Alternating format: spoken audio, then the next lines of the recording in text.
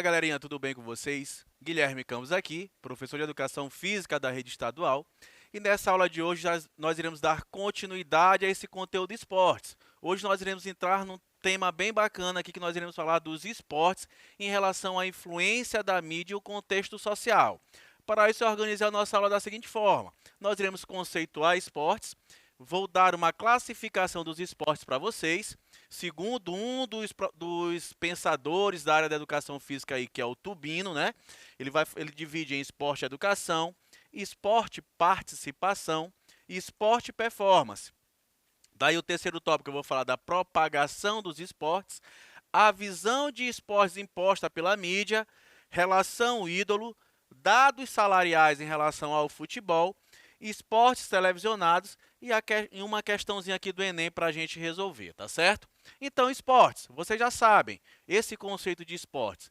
Esportes é regido por um conjunto de regras formais institucionalizadas por organizações, que são as associações, federações e confederações esportivas, as quais definem as normas de disputas e promovem o desenvolvimento das modalidades em todos os níveis de competição.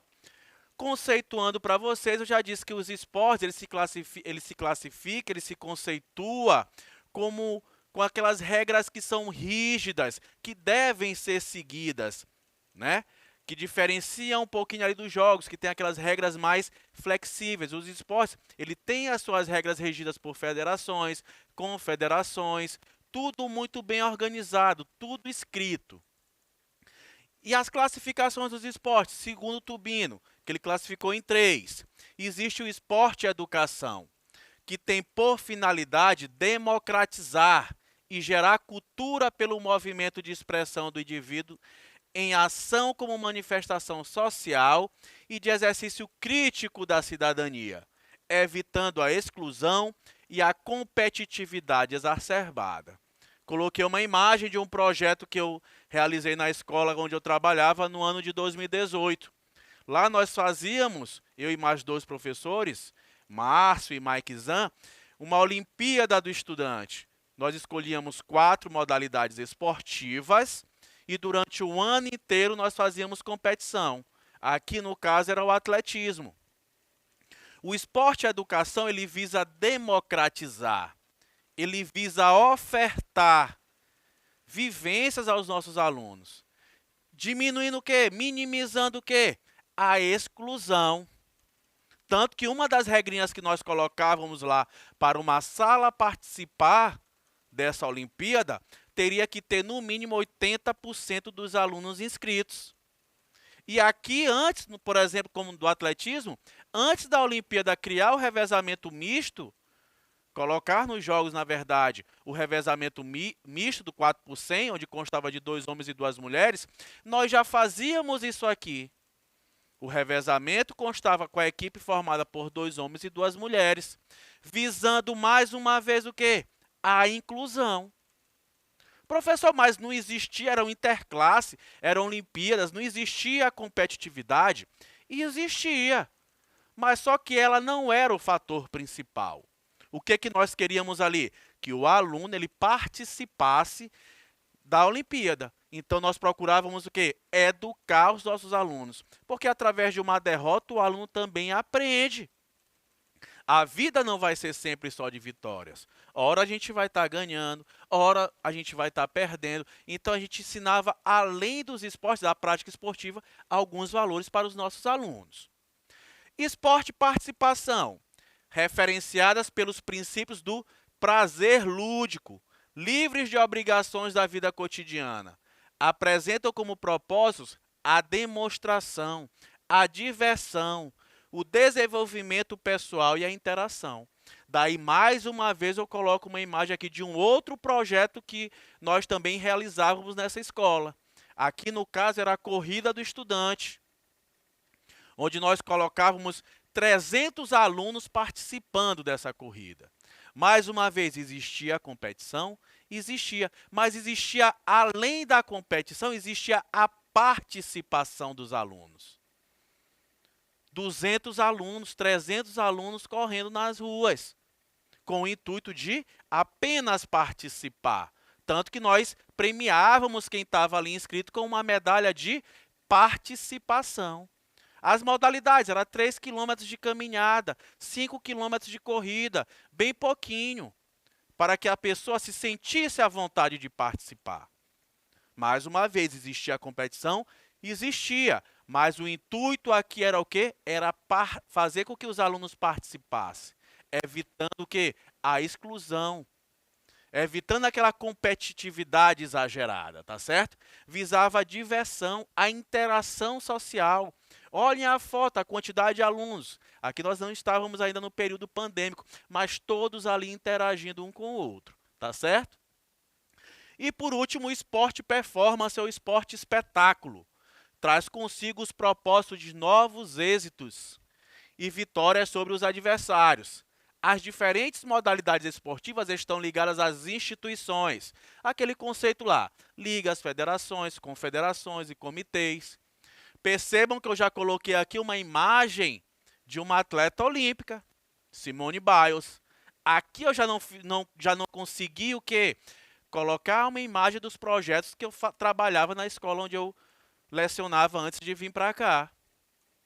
Porque aqui já visa a performance. Aqui já entra no tema daquelas aulas anteriores a essa, que eu já falei do treinamento esportivo para vocês.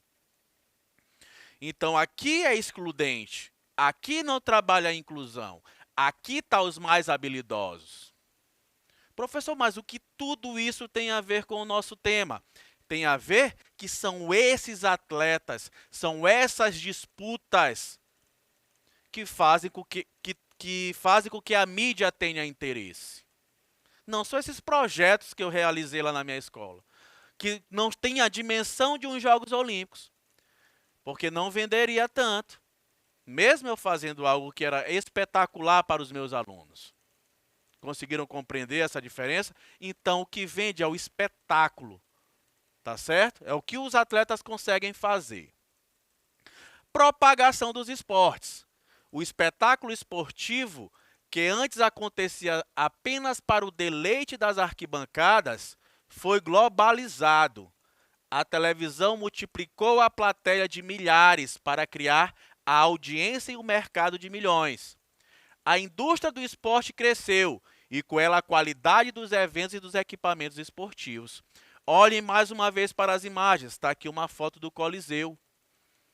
Uma estrutura onde acontecia os jogos, algumas disputas. 72 anos aí depois de Cristo. Já existiam alguns tipos de jogos. Mas aqui o público ele era o quê? Ele era bem restrito. Ele era bem reduzido. Não existia, de certa forma, uma propagação através dos meios de comunicação. Professor, mas lá tem dimensões gigantescas. Tem, eu sei. A lotação chegava às vezes a 80 mil pessoas, telespectadores assistindo os jogos acontecerem.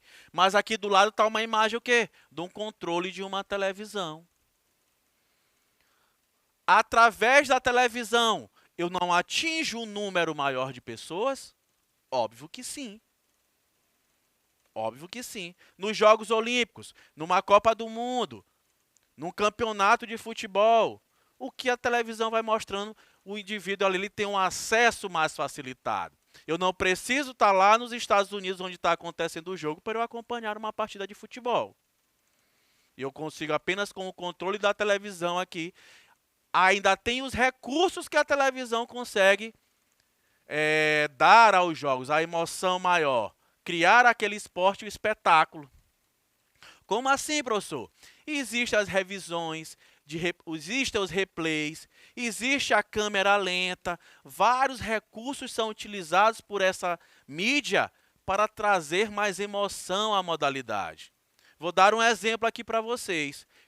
Quem de vocês já foi a um campo de futebol assistir uma partida ao vivo? Você está lá, se você não estiver atento ao jogo, ou se você não estiver com um radinho, e você não conhecer de repente a equipe, você fica ali meio que aéreo, sem saber o que está acontecendo. E se de repente você se distrai, você às vezes perde um lance do gol.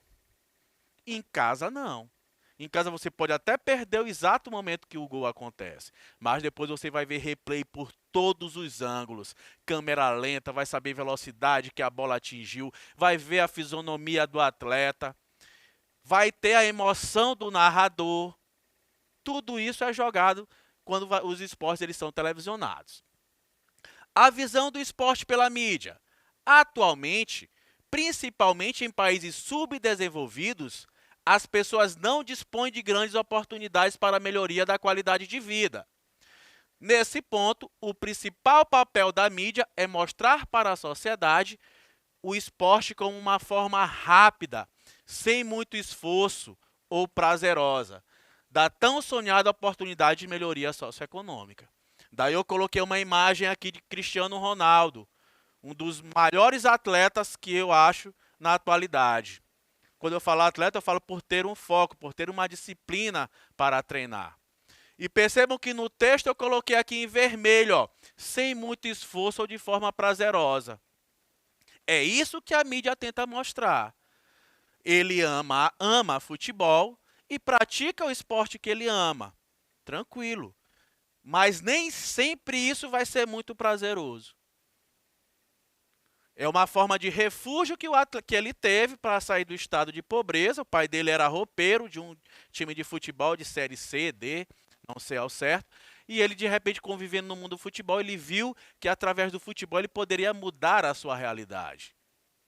Só que vamos imaginar o que era praticado quando ele era criança, como forma de prazer, forma lúdica. Não estou dizendo aqui que para Cristiano Ronaldo isso hoje não seja prazeroso, mas imagina você se ter uma rotina de treinos diárias, 6 horas de treinos por dia, 3 de manhã, 3 de tarde, ter que respeitar uma alimentação, ter que respeitar um descanso. Então, nem sempre isso é tão prazeroso como a mídia tenta mostrar. E nem sempre esse vai ser o refúgio para o indivíduo sair do estado de pobreza que ele vive. Como nós vemos aí muitas crianças sonhadoras sonhando em ser jogador de futebol para mudar a sua vida. A mídia televisiva se alia aos outros meios de comunicação para explorar a imagem do sucesso esportivo do momento e consumi-la como mais um produto descartável. Coloquei em negrito. Os patrocinadores, por sua vez, investem no sucesso destes programas, das equipes e jogadores bem-sucedidos para divulgar e vender mais os seus produtos. Tá aqui, eu coloquei em negrito a palavra descartável, que o indivíduo ele é descartável para a mídia quando ele passa a não dar mais lucro, quando ele não tem mais tanta visibilidade. Estou aqui, coloquei a primeira imagem aqui, Michael Schumacher, heptacampeão da Fórmula 1. E ao lado aqui está ele, sofreu um acidente de esqui, está aí em estado de coma há algum tempo já, em sua residência. Hoje em dia, talvez vocês nem saibam quem é Michael Schumacher. Mas ele já foi muito explorado pela mídia na época que ele era o quê? Que ele era multicampeão. Porque ele dava retorno, ele dava audiência, ele dava retorno para os seus patrocinadores. Ele, no estado de coma em casa, ele vai dar retorno para os patrocinadores? Obviamente que não. Então, de certa forma, ele foi descartado pela mídia. E a mídia sempre vai estar buscando isso. Na segunda imagem aqui, eu coloquei para vocês uma relação de ídolo. Está aqui um filme, Space Jam. Está na sua segunda versão agora. Está aqui Michael Jordan, uma estrela do basquetebol. Era uma estrela e a mídia, tentando consumir a imagem dele o máximo possível, jogou ele também no cinema. Porque queria explorar ao máximo aquela imagem. Uma imagem de um atleta multicampeão, vencedor.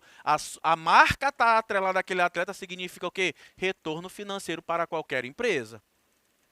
E está aqui do lado aqui mais uma vez uma imagem do atleta conhecido como o rei do basquete agora na atualidade, LeBron James. O que o cinema está fazendo mais uma vez? Está lançando Space Jam 2. E está lá, mais uma vez, um atleta que está no auge aí, sendo explorado por todas as mídias. Tá certo? Então, Michael Schumacher, enquanto ele está ali no estado vegetativo em casa, não serve mais, foi descartado. E eles estão explorando quem? Quem tem ascensão, quem vai dar visibilidade. Aí coloquei o poder da influência dos atletas, já mostrei isso aqui numa aula para vocês, que essa influência também pode ser negativa. Tá aqui uma imagem de Ronaldo, que foi um dos maiores jogadores que a seleção brasileira já teve. Na minha opinião, o melhor jogador que eu vi jogar, mas que infelizmente chegou uma vez a fazer uma propaganda de uma bebida, influenciando de alguma forma negativa várias crianças, vários adolescentes. O atleta, ele deve prezar pela sua imagem, porque o esporte ele visa o exercício físico, tá ligado à saúde e não ao consumo de qualquer substância que venha trazer problemas para a saúde do indivíduo. Daí, galerinha, eu trouxe alguns dados salariais aqui para que vocês compreendam e entendam que esse mundo que a mídia coloca como um resgate, como um salvamento, na verdade, do estado de pobreza de uma criança, de um adolescente que sonha em ser jogador de futebol, é muito ilusório. A mídia ilude demais. Mostra algo, pega ali um seleto grupo de jogadores que ganham milhões e coloca como algo aquele garoto que saiu do estado de pobreza e a criança passa a sonhar com aquilo ali. Mas eu trouxe aqui alguns dados para vocês, ó, em relação ao futebol brasileiro, tá certo? Essa aqui foi uma pesquisa feita na CBF 2016. Pela CBF 2016, constava de quase 24 mil atletas. 82,4% desses atletas ganhavam abaixo de R$ 1.000, menos de um salário mínimo hoje. Entre 1.000 e 5.000, 13,68%. Entre 5 e 10 mil, 1,35%. E entre 10 mil e 50 mil, 1,77% apenas. Então, percebam que quem ganhava aqui entre 10 e 50 mil, 1,77%. Professor, no período desse levantamento aqui, dessa pesquisa, apenas um atleta do futebol brasileiro, que não teve o nome revelado, ganhava acima de R$ 500 mil. Tá certo? Então, não se iluda com esse salário. Professor, como é que eu faço para ganhar, então, aqui, ó, nessa segunda faixa entre R$ 1.000 e R$ 5.000? Faz um concurso, por exemplo, para a Polícia Militar. Soldado da Polícia Militar, você vai ganhar R$ 5, R$ 6.000, com um futuro garantido, estabilizado. Tá certo? Esportes televisionados. Aí eu trouxe aqui o quanto a mídia explora os esportes aqui no Brasil. O futebol está disparado aí, ó. Isso aqui, esses números aqui são a quantidade de horas. Canal aberto, TV aberta de amarelo, 1.554 horas. Enquanto o vôlei, ó, apenas 32 horas. O voleibol, 165 horas. O tênis, 12 horas apenas. Se nós formos falar do canal fechado, olha o futebol disparado aí, ó, quase 8.000 horas. Em relação ao basquete, que tinha 848 horas. Então, aqui no Brasil, qual é o esporte mais praticado? O futebol. O que é que eles vão mostrar aqui no Brasil? Futebol. Tá certo? Que é o que a gente vai consumir. E por último, aqui eu trouxe uma questão do Enem, para a gente raciocinar um pouquinho.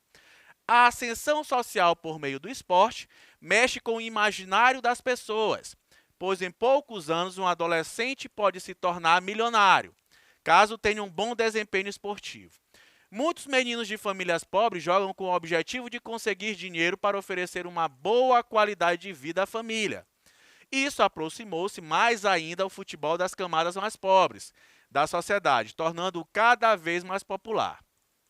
Acontece que esses jovens sonham com a fama e dinheiro, enxergando no futebol o único caminho possível para o sucesso.